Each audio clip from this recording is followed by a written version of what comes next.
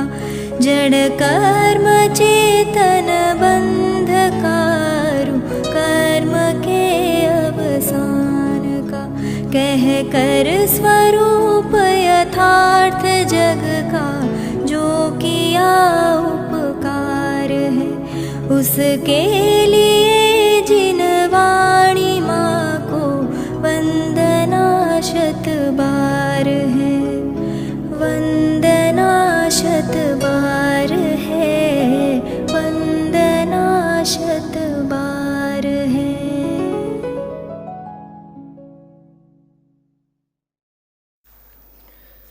ओम नमः सदेभ्यः ओम नमः सदेभ्यः ओम नमः सदेभ्यः।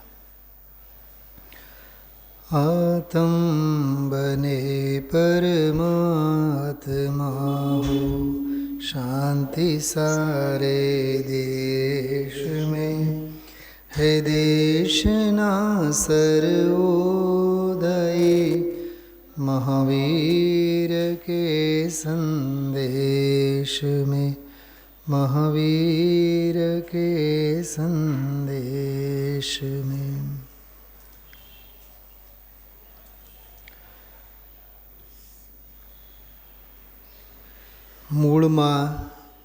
મૂળ કોઈ વાત છે, દર્શન શુદ્ધિની વાત છે.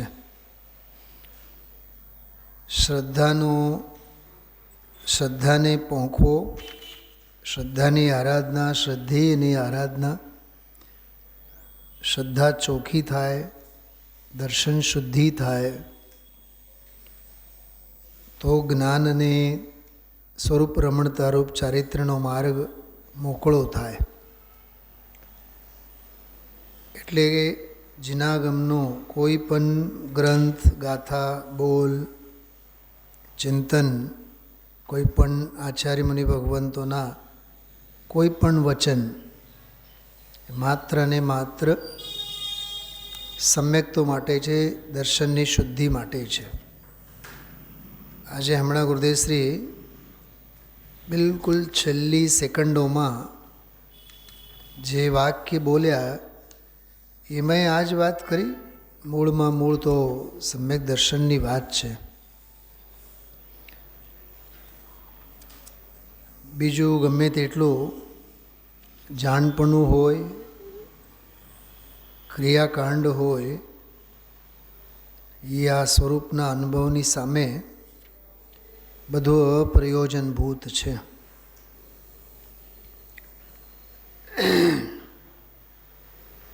જો આજે લીધેલા બોલો અંગે આપણે વાત કરીએ.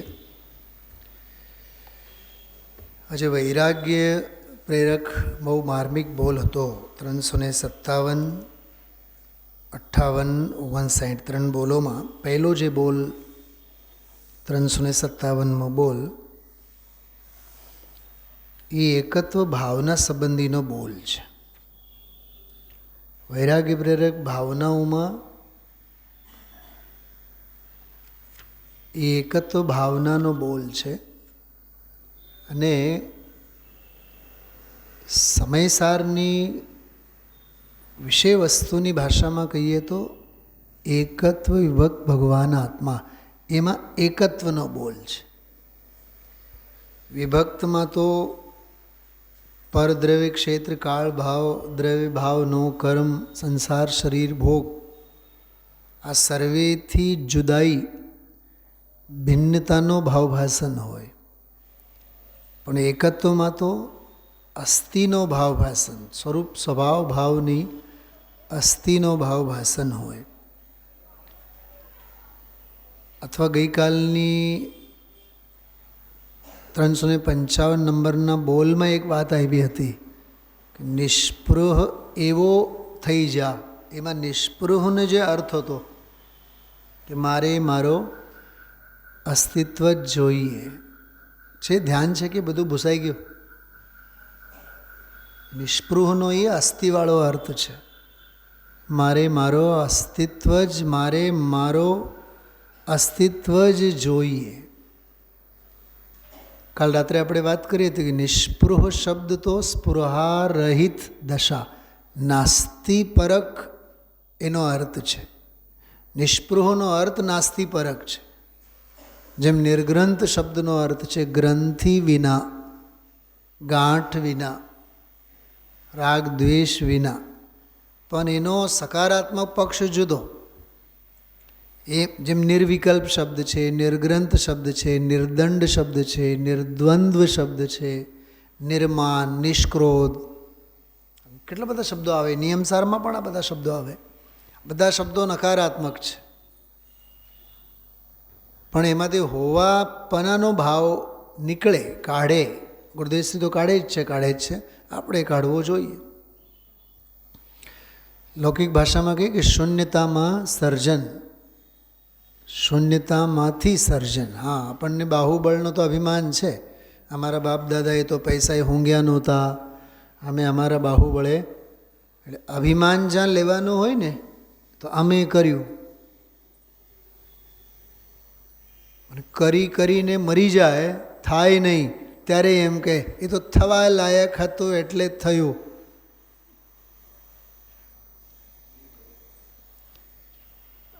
ઘણીવાર છે ને ક્રમબદ્ધ પર્યાયનો આશરો મહાપ્રમાદી જીવ લે. શું કીધું? આ ક્રમબદ્ધ પર્યાયને ઢાળ કોણ બનાવે ખબર? ઢાળ વાપરે.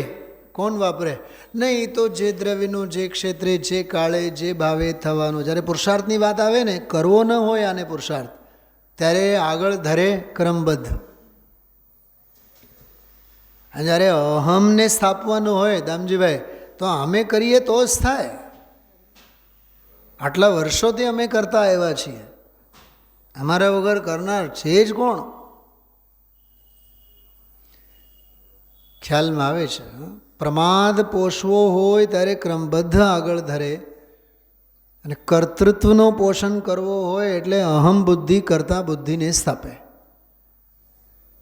હું કરું એ જ અજ્ઞાન છે. તો આના જીવનમાં કર્તવ્યનું તો ભાન જ નથી. અને કરુણતા તો એ છે કે આને કર્તવ્યની વાત પણ કરવામાં આવે કે ભાઈ તું શ્રાવક છે તો દેવ પૂજા, ગુરુ પાસ્તી વગેરે ષટ આવશ્યકી કર્તવ્યનું પાલન કર. તો કર્તવ્યના પાલનના નામે પણ કર્તૃત્વનું પોષણ કરે. અમે કરીએ છીએ.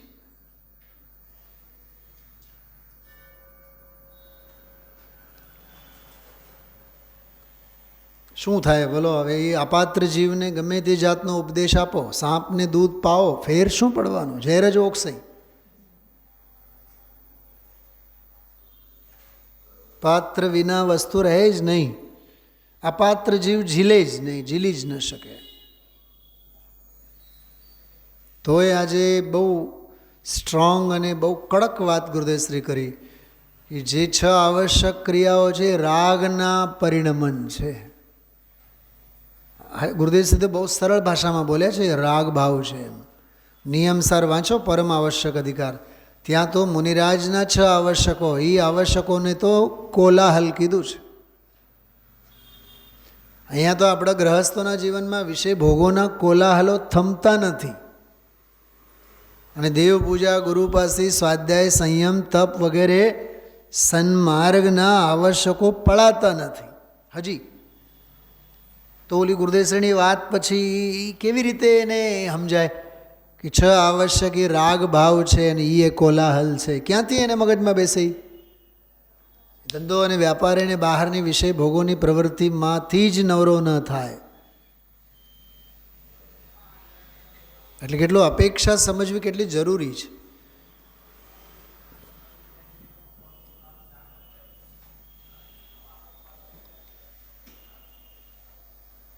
શ્રાવકને માટે એમ કહેવાય કે કશાયની મંદતા ન હોય તો સ્વાધ્યાય ન થાય. મુનિરાજ માટે કશાયની તીવ્રતા હોય તો સ્વાધ્યાય થાય. સંજ્વલનનો તીવ્ર ઉદય હોય છે ત્યારે સ્વાધ્યાય કરે છે મુનિરાજ. શાસ્ત્રો સમયસાર સંજ્વલન કશાયના તીવ્ર ઉદયના કાળે સમયસારની રચના થાય. કાંઈ સ્વરૂપમાં લીન હોય ત્યારે નહીં થાય. નિર્વિકલ્પ શુદ્ધોપયોગમાં આવે તો સમયસાર લખે નહીં, સમયસાર વેદે, અનુભવે. વેદનારા રહે, લખનારા ન રહે. તો લખનારને પણ જ્યારે કશાયની તીવ્રતા છે તો જ લખાશે, તો વાંચનારને તો તીવ્રતા હોય જ ને. વાંચનાર એટલે આપણે બધા. છતાં જીનવાણી એમ કે કશાયની મંદતા હોય તો શાસ્ત્ર સ્વાધ્યાય થાય. આ સમજાય છે આંટીગુટી બધી બાબતો? એ બધી બાબતોની ચર્ચા આજે આવી છે. માટે જ કીધું કે માં જેમ દીકરીને પેથીએ પેથીએ તેલ ભરે, તેલ નાખે, એમ આ પેથીએ પેથીએ એક એક શબ્દે એક એક વાતે ગુરુદેવશ્રી આપણને તત્વ સંભળાયું છે.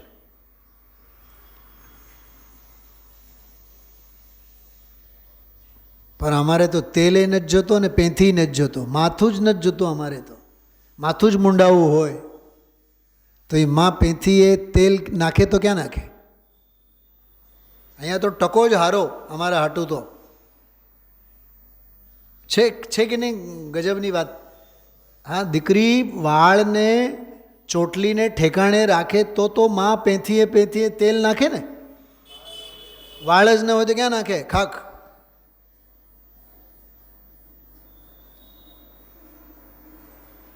ધોબી રોટલા ક્યાં રળે કેતનભાઈ? ધોબી કપડાં ધોઈ ધોઈને ને. પણ ગામમાં બધા નાગા પૂગા જ હોય, ભૂકે નહીં મરે. ભૂખ્યો નહીં મરે બોલો. કપડાં પહેરનાર તો હોવા જોઈએ ને. શું કાશ્મીરાબેન? એમ થતું સાંભળનાર તો હોવા જોઈએ ને. તો સાંભળાવનારનું પેટ ભરાય, નહીં તો એ તો ભૂખ્યો જ મરવાનો છે. વસ્ત્રવિહીને દેશે રજકસ્ય કિમ કાર્યમ. જ્યાં નાગા પૂગા જ બધા ફરતા હોય ત્યાં ધોબીનો ઘાટ જ ન હોય.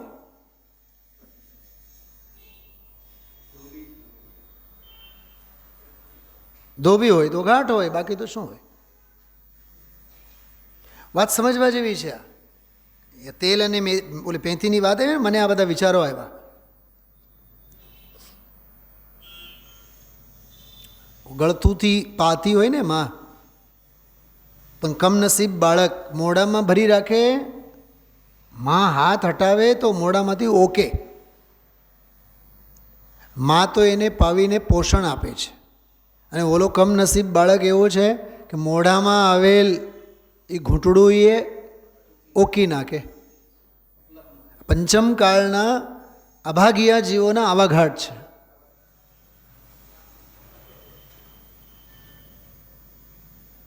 જે અત્યારે જે સૂચનાઓ બધી આપી, એ સૂચનાઓ આના જ રિએક્શન છે. જ્યાં ત્યાં શાસ્ત્રો મૂકતા નહીં, હા, આડાઅવળા મૂકતા નહીં. જે રજનીશને આ દંડા મારે છે ને ગુરુદેવશ્રી 3 દિવસથી, ચુંબન કરો, બ્રહ્માનંદ છે, બધું કીધું કે નહીં? આજે કાલે પરમ દિવસે બધું લતાડ્યા ને, ખૂબ ખૂબ લાત માર્યા ને. એના પુસ્તકો આપણા ટેબલ ઉપર હોય છે. મારું હાલે ને તો હું એ બધી જાહેરાતમાં એ વાતની નોંધ લઉં, પણ મારી મર્યાદાની બહાર છે એટલે હું એમાં પડતો નથી. મીનાબેન, જે રજનીશ ભાઈ સાહેબની વાત કરી ને ગુરુદેવશ્રી, મારે જે લાત, એ ભાઈ સાહેબના પુસ્તકો અહીંયા આવે છે.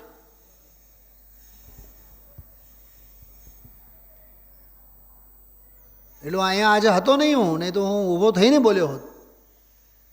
કેટલી ઘોર વિરાધના આપણે નોતરીએ છીએ.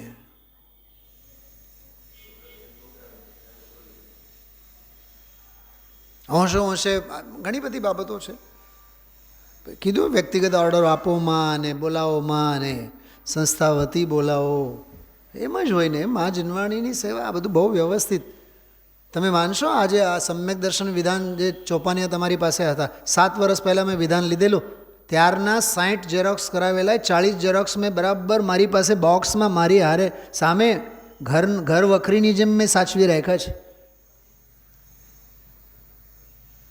અને એ તમારા હાથમાં હતા આજે. અને ઓલા વિધાનના દિવસોમાં મૂકતા પહેલાં હું ગણી રાખું કેટલા છે મારી પાસે. એમાં પછી 1-2 ખૂટે એટલે વળી પાછું માથાકૂટ થાય. બીજા 30 કરાવ્યા, 70 ઝેરોક્સ કરાવીને તૈયાર, કેમ કે એક ભવ્ય જીવના હાથમાં હોવું જોઈએ. વિધાન પૂરા થાય, વળી પાછા ભેગા કરવાનું કામ સુનિલભાઈ શાસ્ત્રીનું જ. હું કોઈ ચોકીદારને નહીં કહું, એ તમને ખબર ન હોય આ સામાજિક વ્યવસ્થામાં. ત્યાંથી ભેગા કરી ગણીને મારી પાસે મારા સ્ટોકમાં મૂકું છું.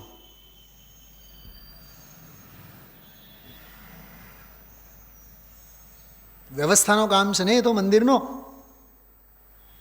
પણ હું એમ સમજુ છું જીનવાણીની વ્યવસ્થાનું કામ તો મારું છે ને કેતનભાઈ, મારું તમારું આપણા બધાયનું છે. જ્યાં ત્યાં ચોપાનિયા રખડે, જ્યાં ત્યાં પાના ફરે, આટલા વર્ષો થયા 50 વર્ષ, આપણા 1-2 આંગળા બાંગળા કંઈ કપાઈ ગયા છે ક્યારે? બધાએ નેસ્ત નાબૂદ છે ને. તો ઓલા ચોપાનિયાને કેમ આગળ પાછળના 2-4 પાના બધા કપાઈ જાય છે? કેમ કે જે મળે છે ને ભાણે એની કિંમત નથી. એની મારે વાત કરવી હતી આજે, પણ મેં કરી નહીં. ઘોર વિરાધના છે, ઘોર વિરાધના, જેની કોઈ કલ્પના નહીં.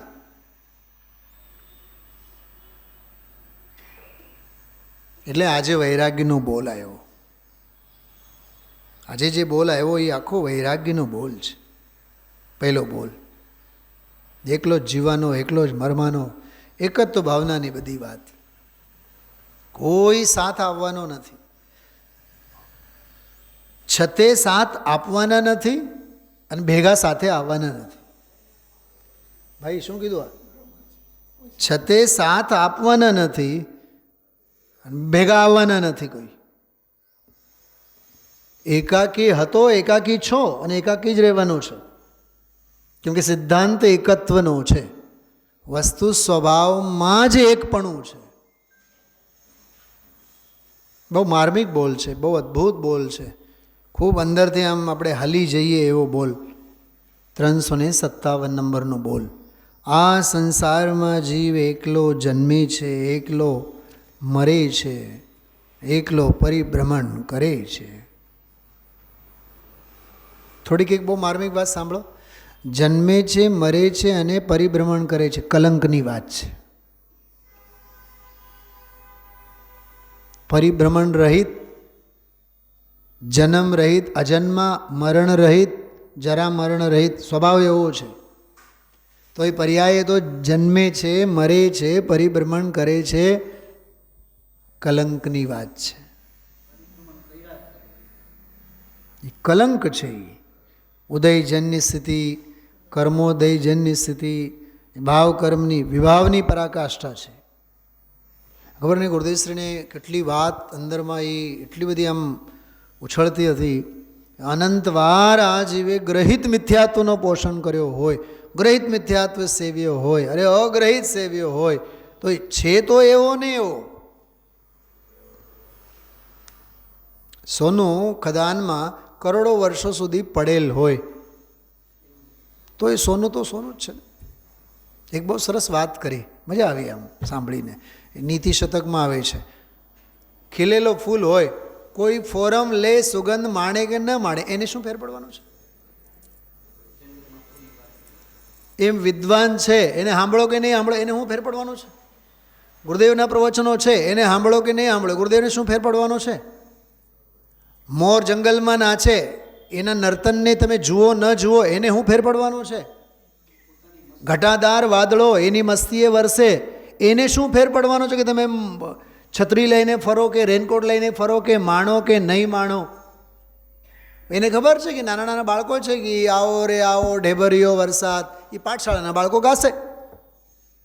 મોટેરાઓ પાસે ક્યાં સમય છે? કે મોટેરાઓને ખબર છે કે છત્રી પકડવી કઈ ગ્રહિત મિથ્યાત્વની, અને કદાગ્રહો નહીં છોડવા એ અગ્રહિતના.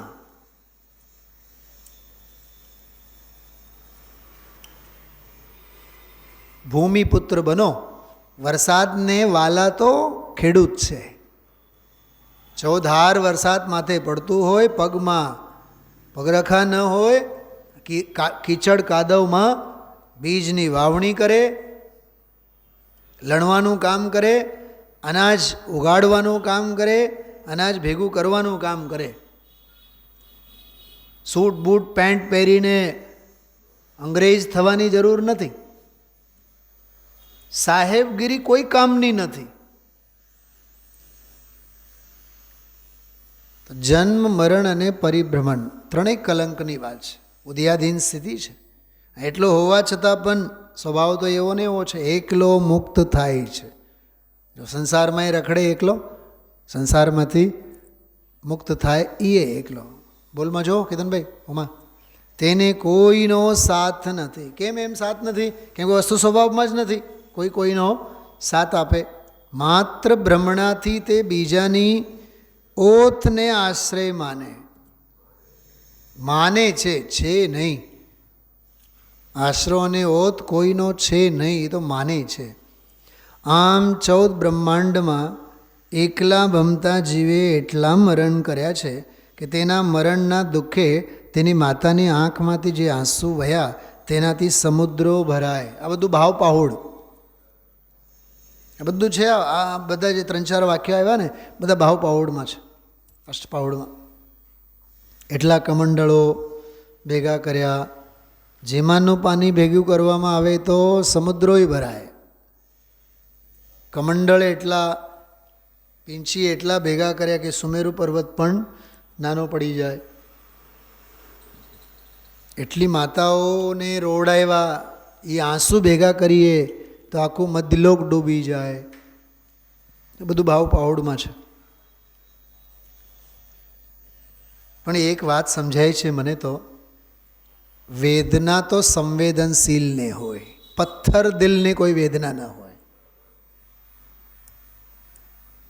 સેન્સિટિવિટી જે છે ને, સંવેદનશીલતા, દામજીભાઈ, એ સંવેદનશીલતા પણ બહુ બડી પાત્રતા છે.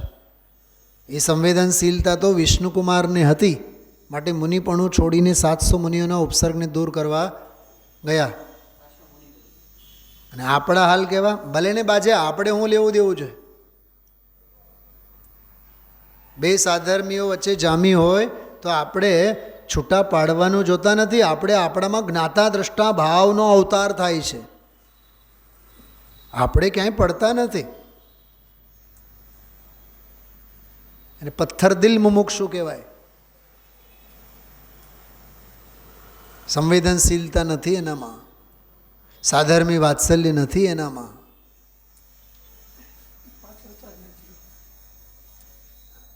કશાયની ઉપશાંતતા ક્યાં છે એનામાં?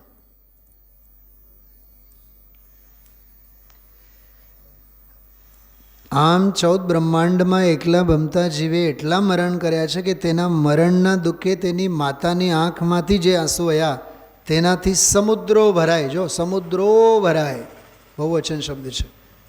ભાવ પરિવર્તન કરતાં કરતાં માંડ તને આ મનુષ્ય ભાવ મળ્યો. જો દ્રવ્ય, ક્ષેત્ર, કાળ, ભાવ ચારે થયા. હવે કે છે ભાવ પરિવર્તન. કેટલા ભાવો કર્યા? ભાવ પરિવર્તન કરતાં કરતાં માંડ તને આ મનુષ્ય ભાવ મળ્યો. માંડ મળ્યો, એમાં જે દુર્લભતાની વાત છે એ બહુ અદ્ભુત છે.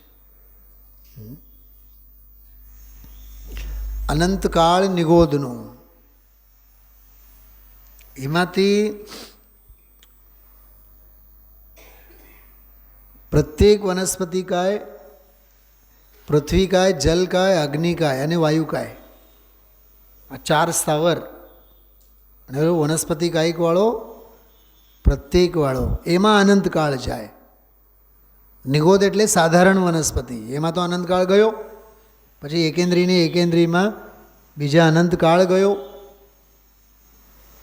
પછી 2 ઇન્દ્રિય, 3 ઇન્દ્રિય, 4 ઇન્દ્રિય, અસંગની પંચેન્દ્રિય, એમાં અનંતકાળ ગયો. એ બધો કોટો અનંતકાળ ત્રણેયમાં એ અનંતકાળ બધું ભેગું થઈને.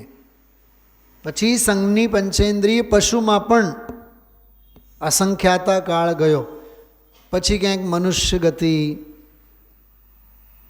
નરક અને દેવગતિની ગણતરી.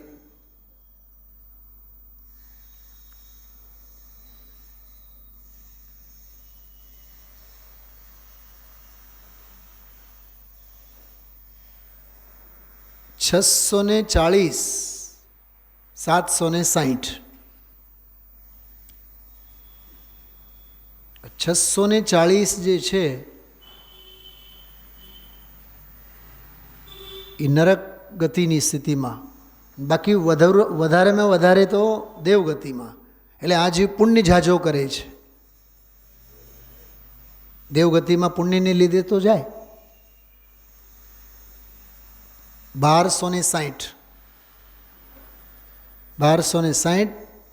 740 એમ 1260 ભાવ દેવગતિમાં, બાકીના નરકમાં.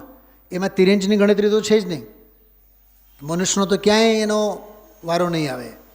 મનુષ્ય માટે જે 48ની વાત આવે, 24 અપર્યાપ્તકમાં જાય. રહ્યા 24માં 8 સ્ત્રી, 8 પુત્ર અને 8 નપુંસક. સમજવાનું, આપણે સ્ત્રીઓને આ પહેલી સ્ત્રી પર્યાયી છે 8માંની, તો હજી 7માં રખડવાનું બાકી છે. અને પુરુષ પર્યાયવાળાને એમ સમજવું જોઈએ કે આ છેલ્લી મનુષ્ય ભાવની પર્યાય છે, પુરુષની પર્યાય છે.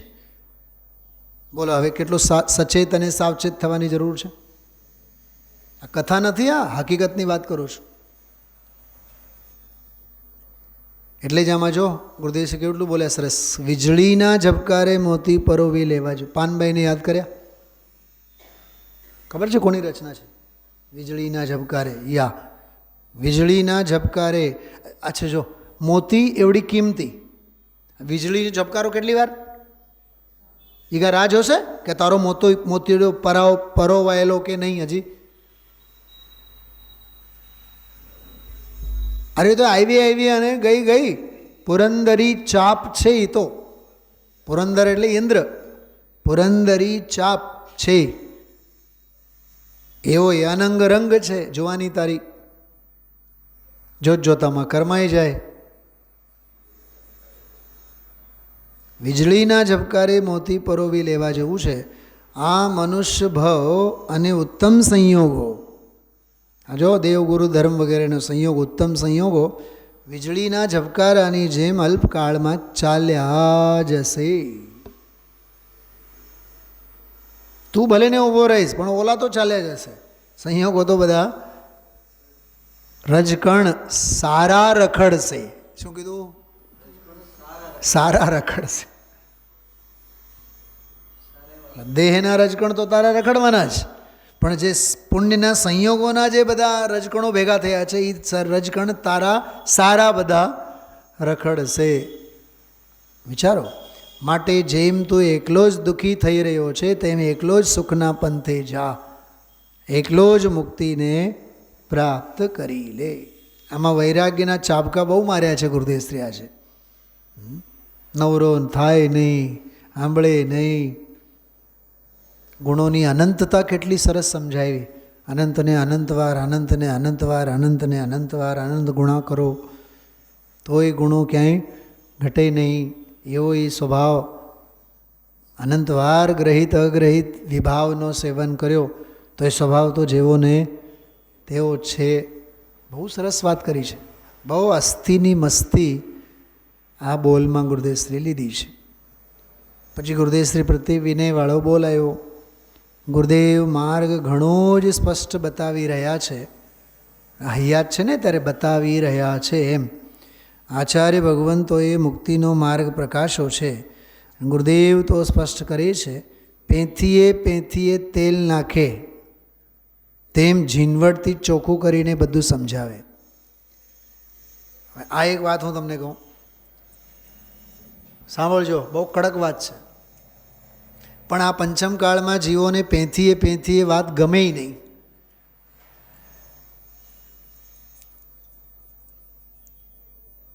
કેટલો વિસ્તાર કરવો, કેટલી વાર કહેવો.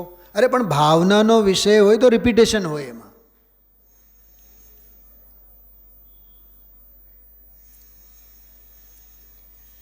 મને એક બહુ મારા સારા મિત્રે એક વખત વાત કરી, લગભગ વરસદી થઈ.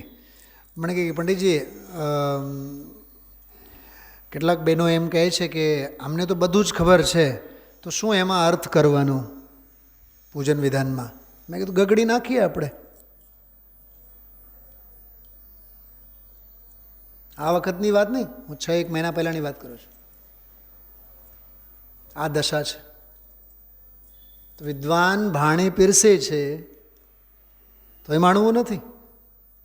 એટલા ક્રિયાકાંડથી આપણે બંધાઈ ગયેલા, અથવા બીજી વાત કે આપણે એટલા બધા સર્વજ્ઞ થઈ ગયા કે બધું આપણું જાણવાનું પૂરું થઈ ગયું. વરસતા વરસાદને માણતા શીખો. કેતન કુમાર, સિઝનલ ફ્રૂટ ખવાય. ચેરી જ્યારે આવે ત્યારે ચેરી ખાય, પેરું આવે તો પેરું ખાય. બજારમાં વટાણા આવતા હોય તો વટાણાનું શાક ખાય. સિઝનલ ફ્રૂટ્સ ખાઓ. ચીકુ આવે ત્યારે ચીકુ ખાય. તો જ્યારે અષ્ટાનિકા પર્યુષણ પર્વ કે જ્યારે વિધાનોના દિવસો હોય ત્યારે જે સ્વાધ્યાય સ્વરૂપે વિધાન પૂજા, એ સોને પે સુહાગાની વાત છે. માત્ર કોર્સ પૂરું કરવાનું, 10-20 પાના ગાઈ નાખવાનું, એનું નામ પૂજન છે જ નહીં. અને ભલે જો એ જ પદ્ધતિ ગમતી હોય તો એ પદ્ધતિ, બીજું શું. પણ કે સામેવાળા જીવ તો કંઈ પોતાની શૈલી અને પોતાની પદ્ધતિમાં તો ફેરફાર તો નહીં જ કરે ને. કેમ કે એ એવા 2-4 તુંડ મિજાજીને થોડુંક જોઈએ, એ તો સમગ્ર લક્ષી કરે ને. એ એનો રાજમાર્ગ શું કામ છોડે? કેતન કુમાર, કોયલનો ટહુકો કોઈની નિંદર બગાડે તો કોયલ ટહુકો કરવાનું બંધ કરે? એ તો ટહુકો તો થવાનો જ છે. એટલે જે પદ્ધતિ છે એ તો પદ્ધતિ, એ જ પદ્ધતિ ચાલવાની છે. અર્થ થશે જ. અર્થ સમજતા સમજતા જ કરવાનો, ક્રિયાકાંડ નથી કરવાનો આપણે. હા, એટલે બહુ સમજવા જેવું છે. હા, એક થાળીમાંથી બીજી થાળીમાં માત્ર દ્રવ્ય આપણે ઉપાડીને રાખ્યા. અરે પેંથીએ તેલ નાખવાનું હોય. વાળ ઓછા થતા હોય ને, સહેજે આપણે કોઈ પણ ડૉક્ટરને, જનરલ ફિઝિશિયન હોય તો સહેજે હસતા હસતા આપણે બોલીએ, ઓળખીતા હોય, સાહેબ વાળ બહુ ઓછા થાય છે, વાળ બહુ ખર્યા રાખે છે, હું કરું? એ કંઈ હેર પ્લાન્ટેશનના માસ્ટર તો નથી. છતાં એ એક સરસ મજાની આપણને તેલ નાખવાની કળા શીખવાડે. એ આમ એક હથેળીમાં તેલ લો, બીજી હથેળીથી, બીજી આંગળાથી આમ કરીએ, આંગળાથી, નખથી, આંગળાથી જરીક પછી આમ વાળે વાળ, દરેકે વાળમાં તમારે આમ નાખવાનું. ટેરવે ફેરવીને પછી માથામાં તેલ નાખો. એટલે એક એક વાળને સિંચો. ગુરુદેવના પ્રવચનમાં એ જ છે. ચારે અનુયોગની પેંથીએ. એમાં જૈન દર્શન આવે, જૈન અધ્યાત્મ આવે, ચરણાનુયોગ આવે, પ્રથમાનુયોગ આવે, બધું જ આવે. તો પેંથીએ તેલ નાખે તેમ ઝીણવટથી ચોખ્ખું કરીને બધું જ સમજાવે. ભેદ જ્ઞાનનો માર્ગ હથેળીમાં દેખાડે. બોલો, હસ્તા મલકવત, એમ અમૃતચંદ્રાચાર્યએ લખ્યું છે. હસ્તા મલકવત, હથેળીમાં જ મોક્ષ. માલ ચોળીને તૈયાર કરીને આપી છે. બોલો, માલ ચોળીને તૈયાર કરીને આપે છે કે લે ખાઈ લે. બોલો, લે ખાઈ લે, હવે ખાવાનો તો પોતાને છે. જો પુરુષાર્થ અહીંયા આવ્યો. કેતન કુમાર, આ 5-6 લીટીમાં ભાગ્યના બારણા ઉઘડ્યા, અને છેલ્લી ઘડીએ હવે ખાવાનો તો પોતાને છે. આ પુરુષાર્થ. એટલે પ્રમાદ નહીં કરવો. માણીને સર્વજ્ઞનો ધર્મ સુશરણ જાણી, આરાધ્ય પ્રભાવ આણી. ખૂબ પ્રભાવના સાથે આપણે માણવું જોઈએ. આગળના બોલ જેની ચર્ચા આજે કરી છે, ખૂબ સરસ અધ્યાત્મ છે. મૂળ બોલ વાંચીએ. સહજ તત્વનો કદી નાશ થતો નથી, તે મલિન થતું નથી, તેમાં ઉણપ આવતી નથી. શરીરથી તે ભિન્ન છે, ઉપસર્ગ તેને અડતા નથી, તરવાર તેને છેદતી નથી, અગ્નિ તેને બાળતો નથી, રાગદેશ તેને વિકારી કરતા નથી. અસંયુક્તવાળો બોલ છે. 14મી 15મી ગાથામાં અબદ્ધ સ્પષ્ટ અનન્યમાં અસંયુક્ત. પર્યાય બધું હોય પણ સ્વભાવમાં નથી. વાહ તત્વ, ભાષા જો, વાહ તત્વ અનંતકાળ ગયો તો પણ તું તો એવું ને એવું જ છે. તને કોઈ ઓળખે કે ન ઓળખે, તું આમાં બોલ્યા હતા ગુરુદેવશ્રી ઓલો ફૂલવાળો દાખલો, સુગંધ ફોરમ લે કે ન લે એને શું ફેર પડવાનો છે, ઓળખે કે ન ઓળખે તો સદા એવું જ રહેવાનું છે. મુનિના તેમજ સમ્યક દૃષ્ટિના હૃદય કમળના સિંહાસનમાં આ સહજ તત્વ નિરંતર વિરાજમાન છે. શું એની વ્યાખ્યા કરી ગુરુદેવશ્રી? જ્ઞાનની જે ખીલવટ છે એ જ્ઞાનની ખીલવટ એ કમળ છે અને એમાં ભગવાન આત્મા વિરાજમાન છે. ત્યારે તો મારા મોઢામાંથી એકલો બેઠો હતો હું, ધામજીભાઈ, મારા મોઢામાંથી એક શબ્દ નીકળ્યો, વાહ, આનું નામ છે ઉપયોગમાં ઉપયોગ છે. જ્ઞાનની જે ખીલવટ છે એ જ્ઞાનની ખીલવટમાં, માર્ગની ખીલવટમાં સર્વગુણાંસ્તે સમ્યક્તની જે ખીલવટ છે એમાં ભગવાન આત્મા વિરાજમાન છે. આવી અદ્ભુત વાત વૈરાગ્ય છે, આમાં અધ્યાત્મે છે. ઓમ નમઃ સિદ્ધેભ્ય.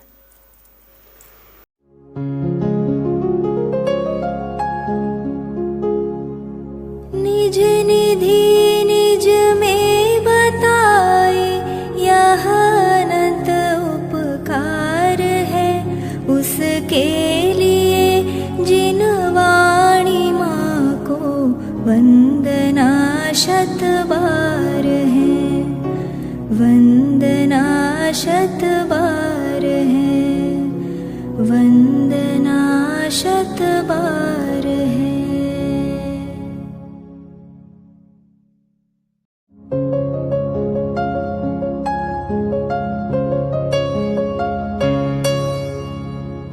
जिन वाणी भारती तो ही जपो दिन रैन, जो तेरी शरणा गहे सो पावे सुख चैन. जा वाणी के ज्ञान ते सूझे लोकालोक, सो वाणी मस्तक नवो सदा देत हो ढोक, सदा देत हो